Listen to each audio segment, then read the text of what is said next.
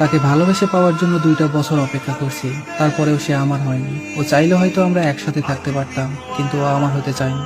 আজকের গল্পটা শুভ ভাইয়ের। ভাইটা আমাকে এসএমএস করে বলে যে ভাইয়া, আমার রিলেশনটাকে একতরফা ভালোবাসা বলা যায়। সম্পর্কেও আমার খালাতো বোন। আমাদের বাসা ছিল একই গ্রামে। ও প্রায় প্রতিদিনই আমাদের বাসায় আসতো। প্রতিদিন আমাদের কথা হতো, ফাইজলামি করতাম।